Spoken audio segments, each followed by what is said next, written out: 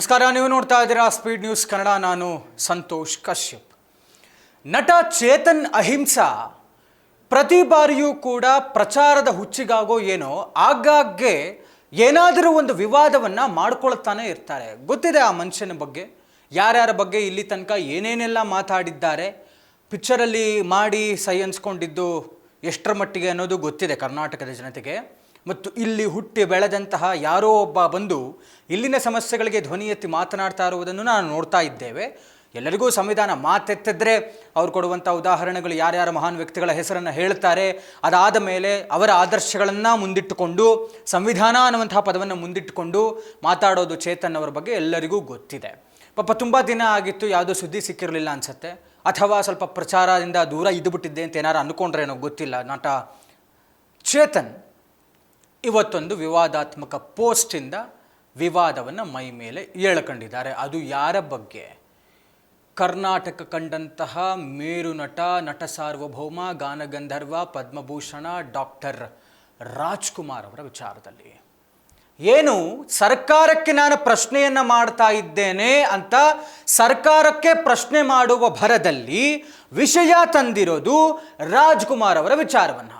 ರಾಜ್ಕುಮಾರ್ ಅವರ ಸ್ಮಾರಕಕ್ಕೆ ನಗರದ ಹೃದಯ ಭಾಗ ಅನಿಸಿಕೊಂಡಿರುವಂತಹ ಏನು ಈ ಕಂಠೀರವ ಸ್ಟುಡಿಯೋ ಇದೆ, ಅಲ್ಲಿ 2006ರಲ್ಲಿ ಸರ್ಕಾರದ ಕಡೆಯಿಂದ 2.5 ಎಕರೆ ಜಾಗವನ್ನು ಏನು ಮಂಜೂರು ಮಾಡಲಾಗಿತ್ತು ರಾಜ್ಕುಮಾರ್ ಅವರ ಸ್ಮಾರಕಕ್ಕೆ, ಅದನ್ನು ಯಾಕೆ ಮಾಡಿದ್ರಿ ಅಂತ ಪ್ರಶ್ನೆ ಮಾಡಿದ್ದಾರೆ. ಹಿ ಹ್ಯಾಸ್ ಟ್ವೀಟೆಡ್, ಪೋಸ್ಟೆಡ್, ನಮಗೆ ರಾಜ್ಕುಮಾರ್ ಅವರ ಮೇಲೆ ಅಪಾರವಾದಂಥ ಅಭಿಮಾನ ಮತ್ತು ಗೌರವ ಇದೆ, ಆದರೆ ಅಂತ ಶುರು ಮಾಡಿದ್ದಾರೆ.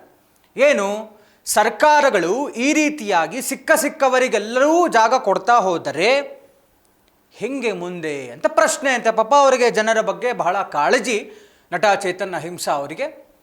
ಕನ್ನಡ ಚಿತ್ರರಂಗಕ್ಕೆ ಬಹಳಷ್ಟು ಜನ ಕೊಡುಗೆ ಕೊಟ್ಟಿದ್ದಾರೆ. ಹಾಗಾದರೆ ಈಗ ರಾಜ್ಕುಮಾರ್ ಕೊಟ್ಟಿರೋರ ಥರನೇ ನೀವು ಅಂಬರೀಷ್ ಅವರಿಗೆ 1.5 ಎಕರೆ ಕೊಟ್ರಿ, ಅದೇ ಥರ ಎಷ್ಟು ಜನ ಹೆಸರು ಹೇಳಬೇಕು, ಶಂಕರ್ ನಾಗ್ ಅವರು, ಸರೋಜಾ ದೇವಿಯವರು, ಇನ್ನೊಬ್ಬರು ಮತ್ತೊಬ್ಬರು, ಇನ್ನೂ ಕೂಡ ವಿಷ್ಣುವರ್ಧನ್ ಅವರ ವಿಚಾರ ಬಗೆಹರದೇ ಇಲ್ಲ, ಈ ರೀತಿಯಾಗಿ ಮಾತನಾಡ್ತಾ ಹೇಳ್ತಾರೆ ಚೇತನ್ ಅವರು.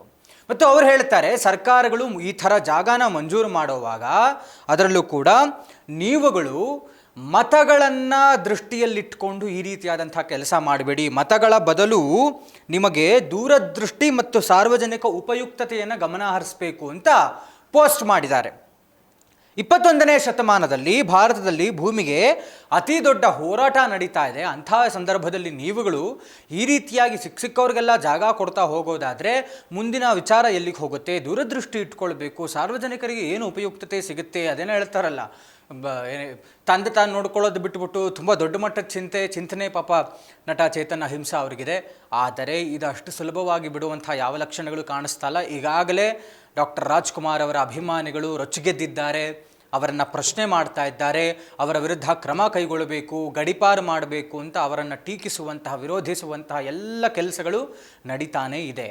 ಚೇತನ್ ಅಹಿಂಸಾ ಅವರೇ, ನಿಮಗೆ ನಿಜವಾಗಿಯೂ ಸರ್ಕಾರಕ್ಕೆ ಪ್ರಶ್ನೆಗಳನ್ನು ಮಾಡಬೇಕು, ನೀವೇನೋ ಪಕ್ಷವನ್ನು ಕಟ್ಟಬೇಕು ಅನ್ನೋ ದೃಷ್ಟಿಯಲ್ಲಿ ಇಟ್ಕೊಂಡು ಇನ್ನೇನೋ ಪ್ರಚಾರಕ್ಕೋ ಇನ್ನೇನೋ ಮಾಡೋಕ್ಕೆ ಹೋಗ್ತೀನಿ, ಸಂವಿಧಾನ ಅಂತ ತರ್ತೀರಾ, ಏನೋ ಒಂದು ಕನ್ಫ್ಯೂಷನ್, ನಿಮ್ಗೆ ಯಾವ ವಿಚಾರದಲ್ಲೂ ಕ್ಲಾರಿಟಿ ಇಲ್ಲ ಅನ್ನುವಂಥದ್ದು ಭಾಳ ಎಷ್ಟೋ ಸಂದರ್ಭಗಳಲ್ಲಿ ಸ್ಪಷ್ಟವಾಗಿ ಗೊತ್ತಾಗಿದೆ. ಮತ್ತು ಯಾಕೆ ಇವಾಗ ಇಂಥ ಮೇರು ನಟನನ್ನು ಟಚ್ ಮಾಡಿ ಅವರು ಕೊಟ್ಟಿರೋ ಈಗಾಗಲೇ 2006 ಇಲ್ಲಿ 2026 ಎಷ್ಟು ವರ್ಷ ಆಯಿತು, ನಿಮಗಿನ್ನೂ ಬೇಕಾ ಇದೆಲ್ಲ ವಿಚಾರಗಳು? ಆಗಿದೆ, ಕೊಟ್ಟಾಗಿದೆ, ಮಂಜೂರು ಮಾಡಾಗಿದೆ, ಸ್ಮಾರಕ ಕಟ್ಟಾಗಿದೆ, ಎಲ್ಲವೂ ಆಗಿದೆ. ಈಗ ಏನು ಮಾಡೋಕ್ಕೆ ಸಾಧ್ಯ ರೀ? ಪ್ರಶ್ನೆ ಮಾಡಿ ಏನು ಮಾಡೋಕ್ಕೆ ಸಾಧ್ಯ ಹೇಳಿ ನೀವು? ಇನ್ನು ಮುಂದೆ ಬೇರೆಯವ್ರಿಗೆ ಕೊಡಬೇಡಿ ಅಂತ ನೇರವಾಗಿ ಹೇಳಿ. ರಾಜ್ಕುಮಾರ್ ಅವ್ರಿಗೆ ಯಾಕೆ ಕೊಟ್ರಿ ಅಂತ ಕೇಳಿದ್ರೆ ಅರ್ಥ ಏನಿದೆ ಅದರಲ್ಲಿ? ಸ್ವಲ್ಪ ಪ್ರಬುದ್ಧವಾಗಿ ನಡ್ಕೊಳ್ಳುವಂಥ ಒಂದಷ್ಟು ಬಿಹೇವಿಯರ್ಸ್ನ ಕಲ್ತ್ಕೊಳ್ಳಿ ಚೇತನ್ ಅವರೇ. ಇದಾಗಿತ್ತು ಇವತ್ತಿನ ವಿಶೇಷ. ನೋಡ್ತಾ ಇರಿ ಸ್ಪೀಡ್ ನ್ಯೂಸ್ ಕನ್ನಡ, ಸುದ್ದಿ ನಿಮ್ಮದು, ವೇಗ ನಮ್ಮದು.